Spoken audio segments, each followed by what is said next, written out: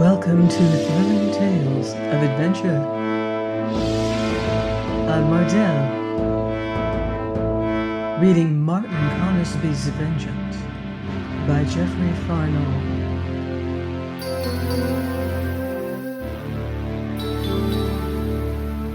Chapter 9. We Fall Among Pirates.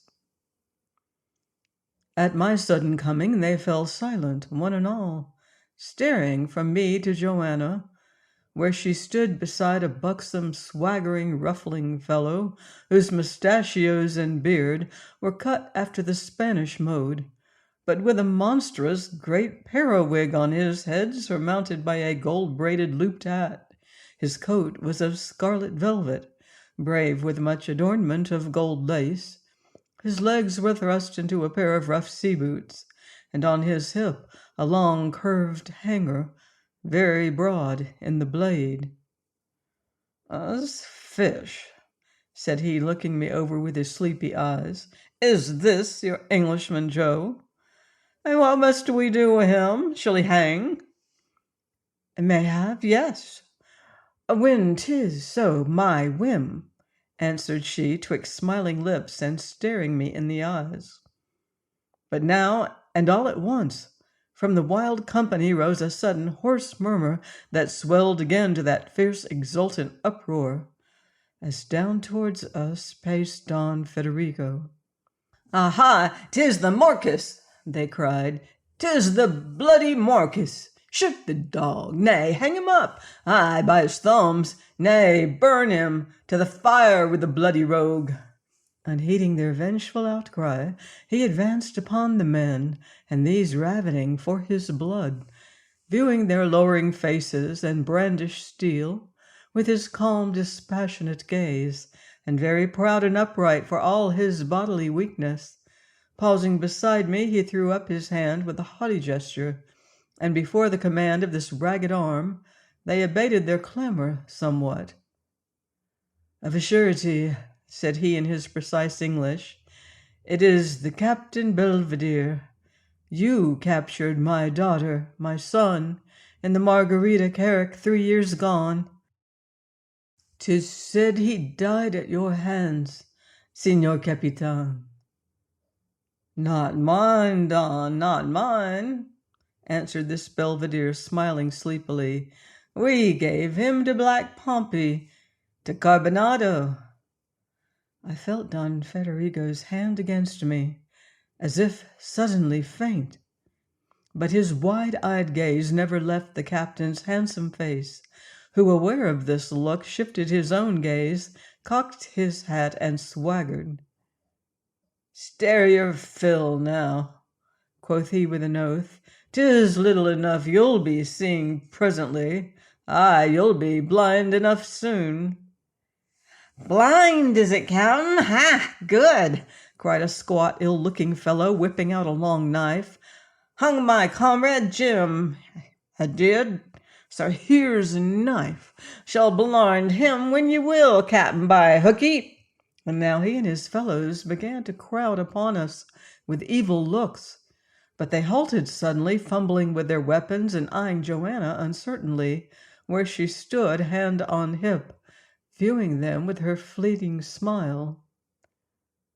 "Die he shall, yes," said she at last.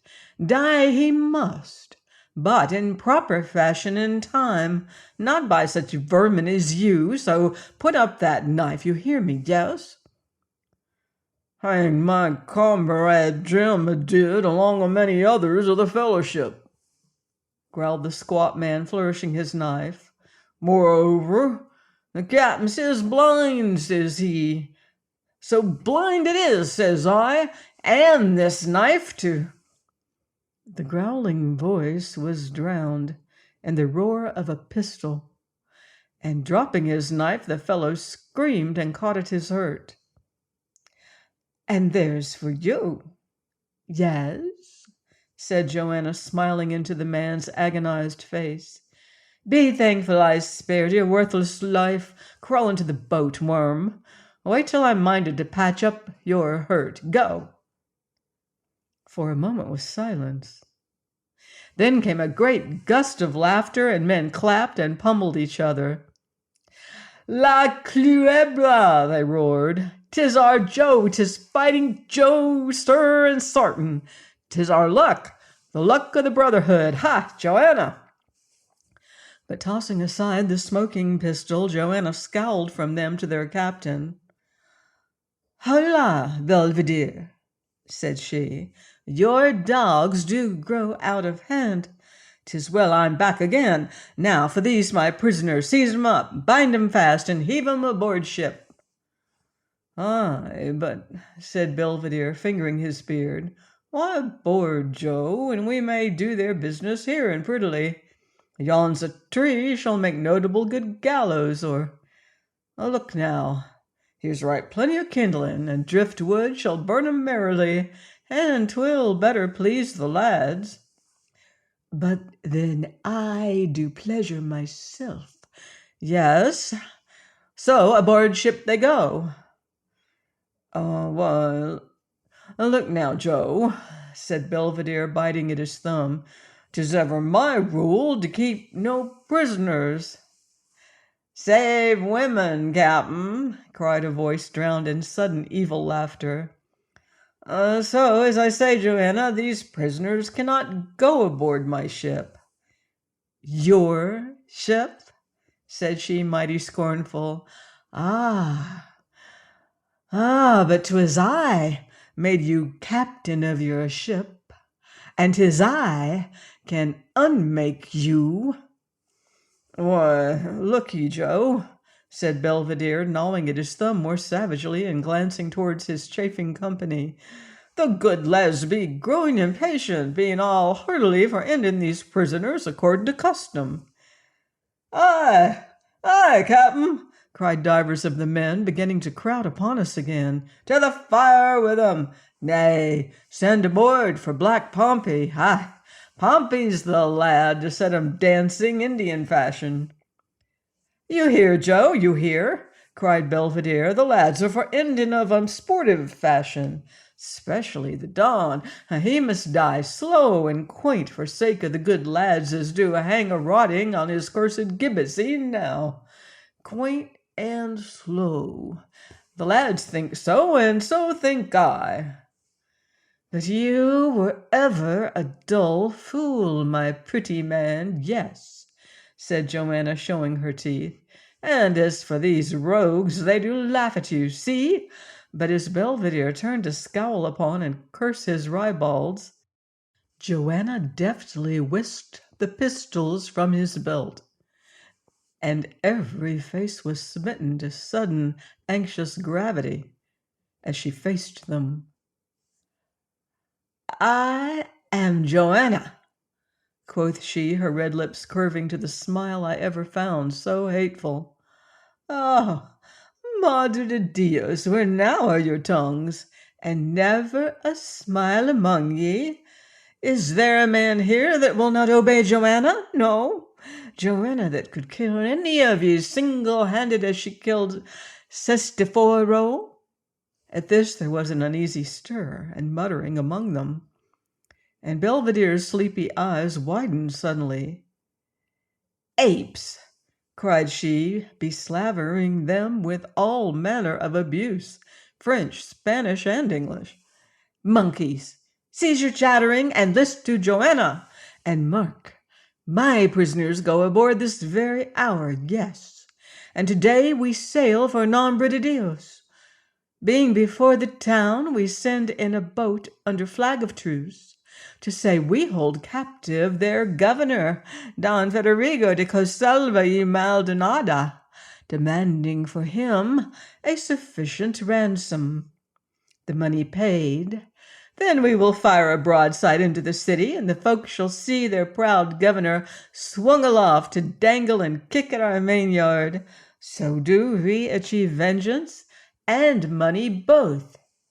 From every throat burst a yell of wild acclaim, shout on shout.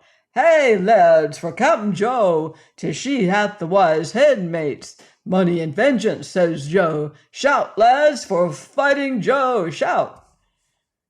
And "What on your big rogue, Joe?" demanded Belvedere, scowling on me. "He," said Joanna, curling her lip at me. "Ah, la la! He shall be our slave, till he weary me. So, bring them along." But now, and all too late.